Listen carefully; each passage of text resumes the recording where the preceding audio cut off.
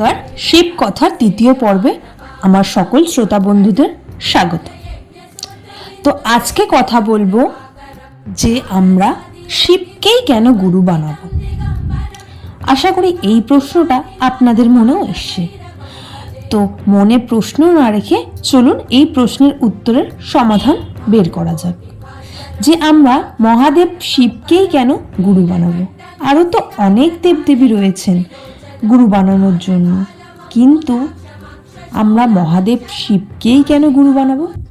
তো সেই কথা মতোই আমি প্রথম পর্বে বলেছি যে তিনি হচ্ছেন দেবের দেব মহাদেব। তো এবার আসা যাক মূল উদ্দেশ্যে।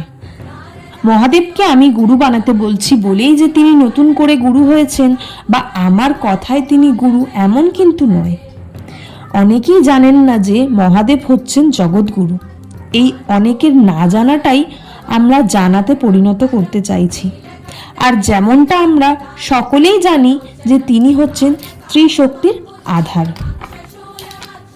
আর সব থেকে বড় কথা হলো তিনি আমাদের সংহারকর্তা, অর্থাৎ আমাদের মৃত্যুর পর তিনি আমাদের মুক্তি পেতে সহায়তা করেন বা করবেন।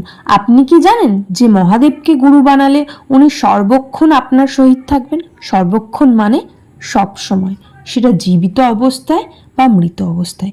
যেমন সাধারণত আমাদের মৃত হয় তখন কিন্তু আমরা সাথে করে কিচ্ছু নিয়ে যেতে পারি না পারি কাউকে সাথে করে নিয়ে যেতে। ঠিক তেমনই আমরা যাদের সদ্গুরু বানিয়ে থাকি তারা প্রত্যেকেই কিন্তু সাধনা লাভ করা থাকলেও তারা কিন্তু সশরীরী মানুষ। কিন্তু মহাদেব কোনো সশরীরী নয়, কারণ তিনি প্রতিটা জিনিসের মধ্যে রয়েছেন। যেমন আপনার মধ্যে, এমন আমার মধ্যে, এবং এরকম অনেক পশু পাখি পাথর সব কিছুতেই রয়েছেন। তাই তাকে গুরু বানালে আমি সর্বক্ষণ তাকে পাশে পাব।